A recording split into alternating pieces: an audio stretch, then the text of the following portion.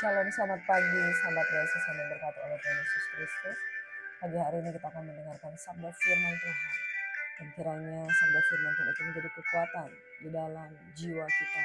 Bahkan roh kita bisa bertumbuh dari hari ke hari. Mari sebelum kita mendengarkan firman Tuhan, kita satu di dalam doa. Terima kasih Bapa di surga, Engkau sungguh sangat baik dalam kehidupan kami. Tidak mungkin kami dapat hidup di luar Engkau Tuhan. Sebab itu pada pagi hari ini kami rindu untuk mengandalkan Engkau senantiasa di dalam kehidupan kami. Bersama Yesus melakukan perkara-perkara yang besar. Kami sambut berkat firman-Mu, tutup bungkus dengan kuasa darah anak domba Allah yang kudus. Sehingga kebenaran firman-Mu menjadi kekuatan di dalam jiwa kami. Di dalam nama Yesus. Haleluya. Haleluya. Amin. Pagi hari ini saudara kita akan belajar kebenaran firman Tuhan dari Injil Markus pasal 20 hingga pasal yang ke-30. Judul perikop adalah Yesus dan Beelzebul. Kemudian Yesus masuk ke sebuah rumah, maka datanglah orang banyak berkerumun pula, sehingga makan pun mereka tidak dapat. Waktu kaum keluarganya mendengar hal itu, mereka datang hendak mengambil dia, sebab kata mereka, ia tidak waras lagi. Dan ahli-ahli Taurat yang datang dari Yerusalem berkata, ia kerasukan Beelzebul, dan dengan penghulu setan ia mengusir setan. Yesus memanggil mereka, lalu berkata kepada mereka dalam perumpamaan, bagaimana iblis dapat mengusir iblis? Kalau suatu kerajaan terpecah-pecah, kerajaan itu tidak dapat bertahan.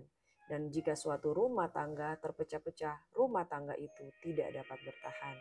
Demikianlah juga kalau iblis berontak melawan dirinya sendiri dan kalau ia terbagi-bagi, melainkan sudahlah tiba kesudahannya. Tetapi tidak seorang pun dapat memasuki rumah seorang yang kuat untuk merampas harta bendanya apabila tidak diikatnya dahulu orang kuat itu, sesudah itu barulah dapat ia merampok rumah itu. Aku berkata kepadamu, sesungguhnya semua dosa dan hujat anak-anak manusia akan diampuni, ya semua hujat yang mereka ucapkan. Tetapi apabila seorang menghujat Roh Kudus, ia tidak mendapat ampun selama-lamanya, melainkan bersalah karena berbuat dosa kekal. Ia berkata demikian karena mereka katakan bahwa ia kerasukan roh jahat. Saudara yang diberkati, firman Tuhan pada pagi hari ini judulnya Yesus dan Beelzebul. Ketika Yesus menerima begitu banyak pelayanan sehingga mereka yang melayani tidak dapat makan, justru ahli-ahli Taurat itu menghujat Yesus dengan mengatakan, ia kerasukan Beelzebul. Latar belakang dari persoalan di sini adalah ahli-ahli Taurat itu merasa iri hati dengan pelayanan Yesus. Mereka yang bertahun-tahun, berpuluh tahun lamanya mempelajari kitab Taurat, tetapi tidak ada yang memiliki kuasa sebagaimana yang Yesus punya. Mereka berkata-kata hanya dengan pengajaran-pengajaran biasa yang tidak dengan kuasa. Tetapi Yesus datang dengan kuasa dari tempat yang maha tinggi, baik dalam wibawa, baik di dalam kuasa untuk menyembuhkan, bahkan dia berkuasa untuk memberikan pengampunan. Jadi bagaimana tidak ahli-ahli Taurat itu merasakan iri hati kepada Yesus. Dan saudara, di dalam peristiwa ini mereka melakukan kesalahan yang besar, yaitu mereka mencurigai kuasa Allah. Mereka tidak percaya dengan Yesus dan bahkan lebih daripada itu mereka menghujat Roh Kudus. Saudara, dikatakan di dalam firman Tuhan bahwa sesungguhnya dosa dan hujat anak-anak manusia diampuni, tetapi jika seorang menghujat Roh Kudus, ia tidak mendapat ampun selama-lamanya melainkan bersalah karena berbuat dosa kekal. Jadi saudara, di sini ketika pekerjaan Kristus itu sesungguhnya itu berkaitan dengan kuasa Allah, berkaitan dengan kuasa Roh Kudus. Dan berbicara tentang kuasa Roh Kudus itu adalah pekerjaan Allah Tritunggal. Saudara, dosa yang tidak dapat diampuni adalah dosa menghujat Roh Kudus. Dan dikatakan bukan saja tidak dapat diampuni, tetapi dosa itu adalah dosa kekal. Itu sebabnya saudara, saya mau katakan pada pagi hari ini, berhati-hati. Jangan sampai engkau menghujat pekerjaan Allah, dan jangan sampai engkau tidak percaya dengan kuasa Roh Kudus, dan jangan sampai engkau tidak mengenali karya-karya Roh Kudus itu yang seperti apa.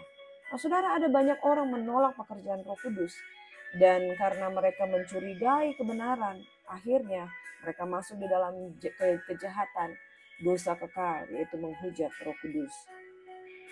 Yesus berkata demikian karena mereka katakan bahwa ia kerasukan roh jahat. Saudara, pekerjaan Roh Kudus sama sekali bukan pekerjaan roh jahat. Dan Yesus katakan, kalau ia bagian dari kerajaan kegelapan itu sendiri, masa kerajaan kegelapan akan juga menyerang kerajaan yang sama, itu kerajaan kegelapan. Dia bukan dari kerajaan kegelapan, tapi dia dari kerajaan sorga. Dan saudara, dosa menghujat Roh Kudus ini adalah dosa yang kekal. Jangan sampai kita terjebak di dalam hal tidak percaya dengan pekerjaan roh, menghujat pekerjaan roh, menghina pekerjaan roh, dan orang-orang yang Tuhan pakai untuk mengerjakan pekerjaan roh. Jangan kita terlibat di dalam menghujat atau menghina pekerjaan roh. Saudara, pada pagi hari ini tema firman Tuhan, dosa yang tidak dapat diampuni adalah menghujat Roh Kudus. Mengapa menghujat Roh Kudus adalah dosa yang tidak dapat diampuni? Karena Roh Kudus adalah bagian dari Allah Tritunggal. Yang pertama, Roh Kudus adalah bagian dari Allah Tritunggal. Bapa, Putra, dan Roh Kudus adalah Allah Tritunggal. Menghujat, menghina salah satu di antara mereka itu sama dengan menghujat Allah. Dan saudaraku yang diberkati oleh Tuhan Yesus Kristus, menghujat Allah, menghujat pekerjaan roh, menghujat Roh Kudus adalah dosa yang kekal. Yang kedua, menolak Roh Kudus sama dengan menolak tuntunan Tuhan.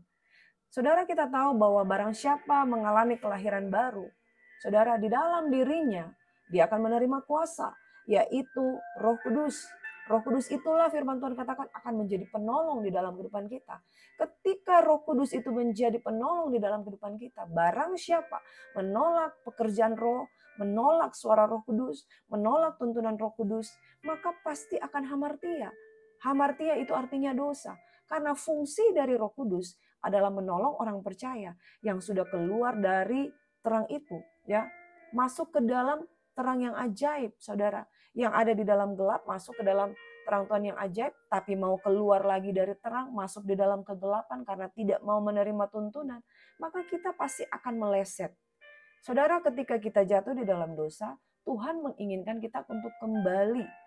Tetapi kalau kita tidak mau kembali dan menerima tuntunan Roh Kudus, maka kita hamartia lagi, meleset dari karya Tuhan.